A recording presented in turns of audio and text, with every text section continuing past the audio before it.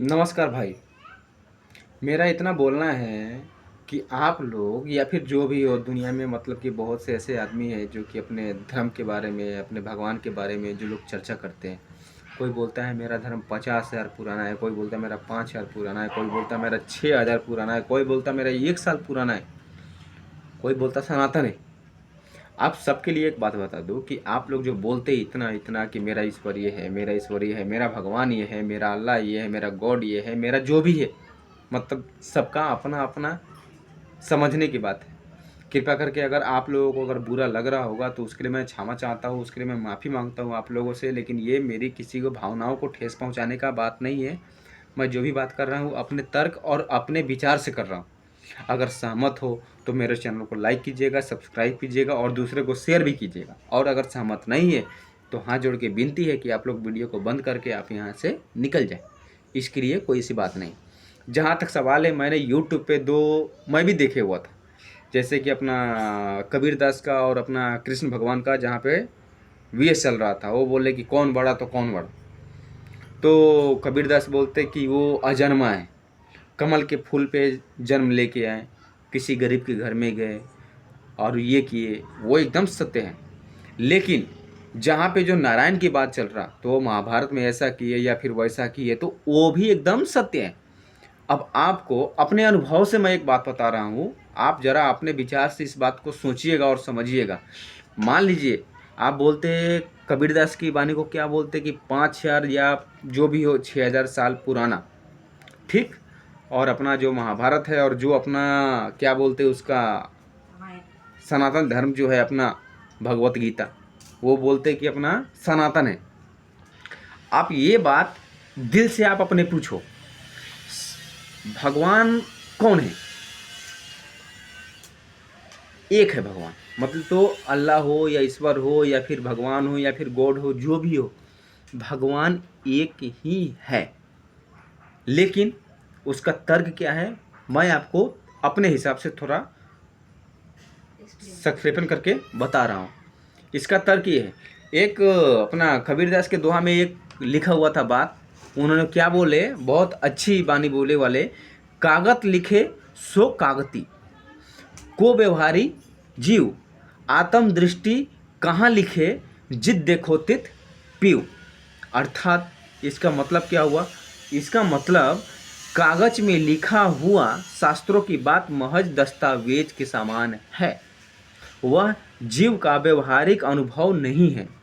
अर्थात आत्मा दृष्टि से प्राप्त व्यक्तिगत अनुभव कहीं लिखा नहीं रहता। हम तो जहाँ भी देखते हैं अपने प्यारे परमात्मा को देखते हैं। किसने बोला ये? कबीरदास ने।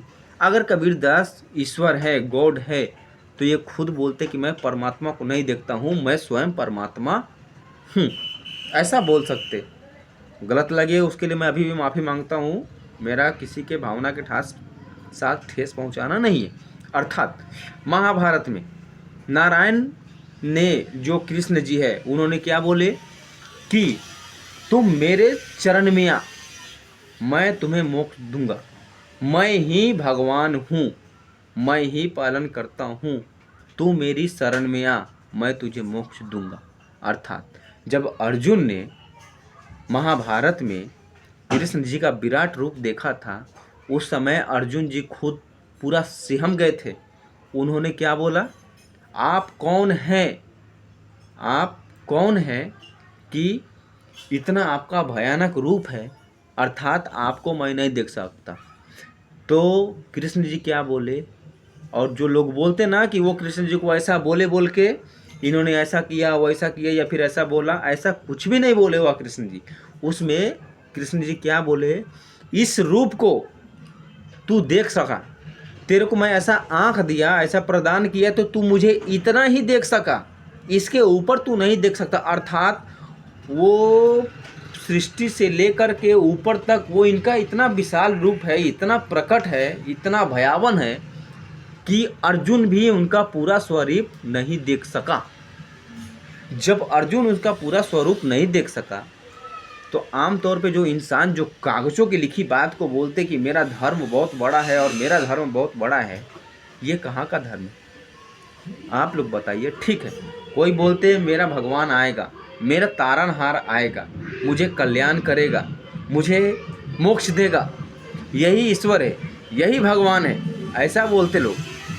जहाँ तक कृष्ण जी स्वयं भगवत गीता में ये बोले हुए हैं कि जो व्यक्ति जिस रूप से अगर कोई पत्थर को पूजता है, कोई पेड़ को पूजता है, तो उसमें ही उसको भगवान दिखता है। ऐसा है कि नहीं?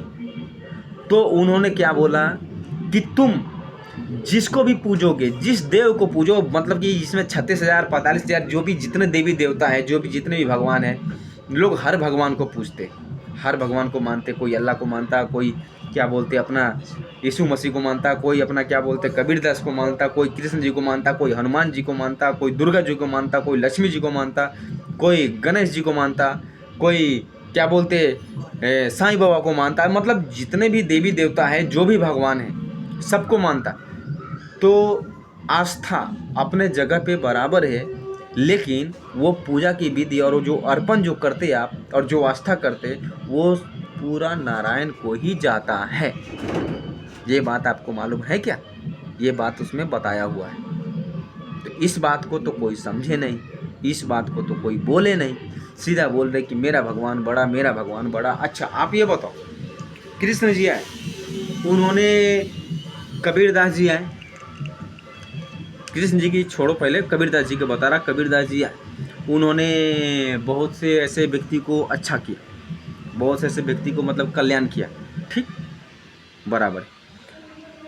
यीशु मसीह आए, उन्होंने भी बहुत से ऐसे जीव को, बहुत से ऐसे मने पापी मनुष्य को उन्होंने कल्याण किया, उनका उद्धार किया, ये भी ठीक है।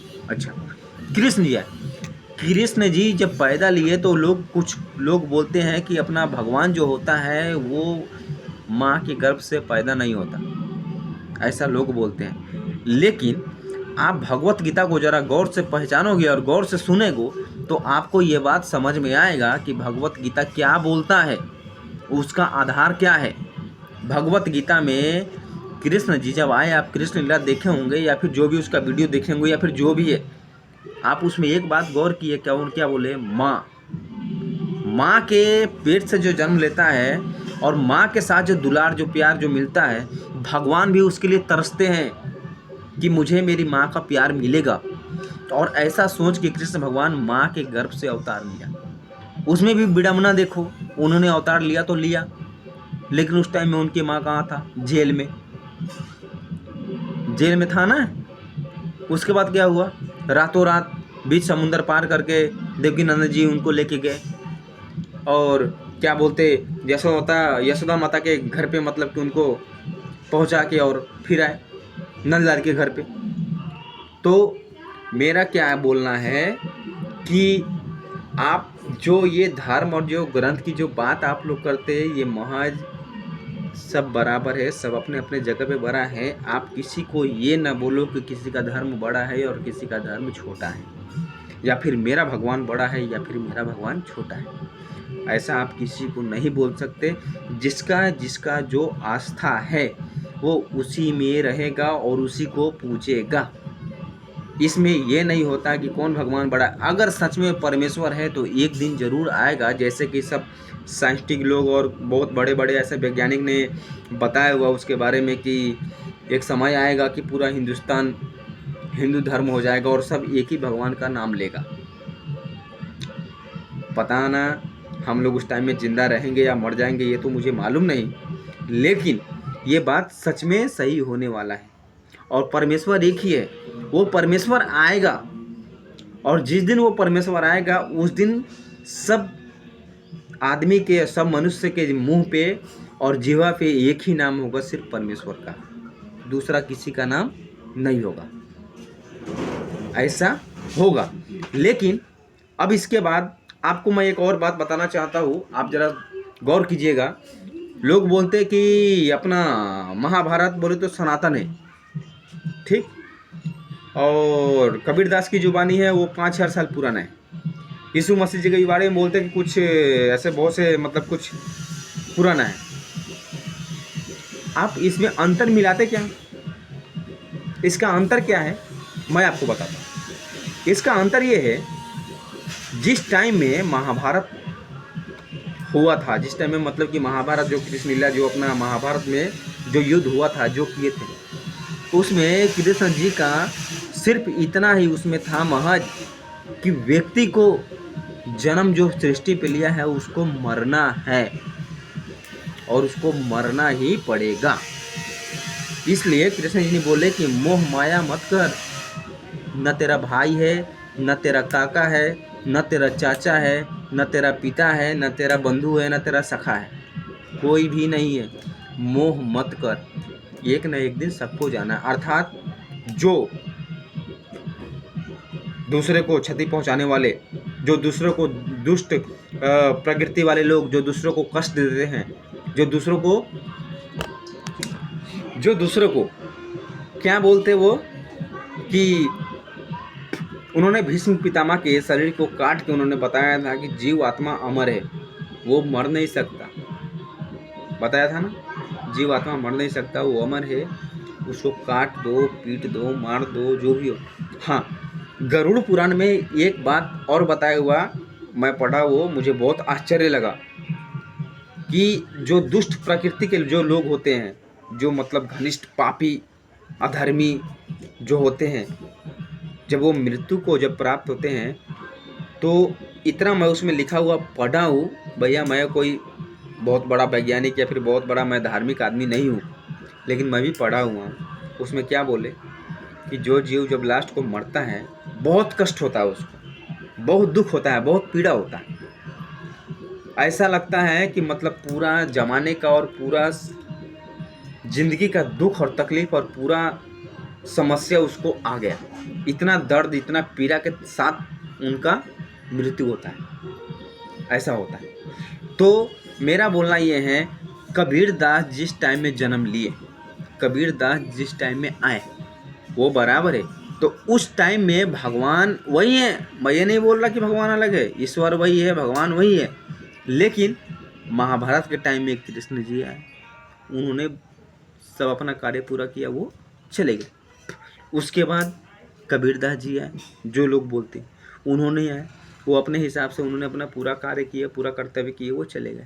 उसके बाद यीशु जी आए, उन्होंने भी पूरा कार्य किया, पूरा अर्थ किए, चले गए। मतलब जितने भी है, राम जी है, विष्णु जी है, प्रहलाद भक्त है, ऐसे बहुत से मतलब उनके नाम है नारायण के, हाँ, ऐसे बहुत से भगवान और ऐसे बहुत से अवतार में भगवान एक ही है, लेकिन अवतार उनका अलग अलग। तो मेरा बोलना ये है, भगवान एक ही है। आप किसी को ये मत बोलो कि मेरा भगवान बड़ा और मेरा भगवान बड़ा, यही भगवान है, वही भगवान है। अपने अपने जगह पे सब भगवान बराबर है और सबको पूजना चाहिए।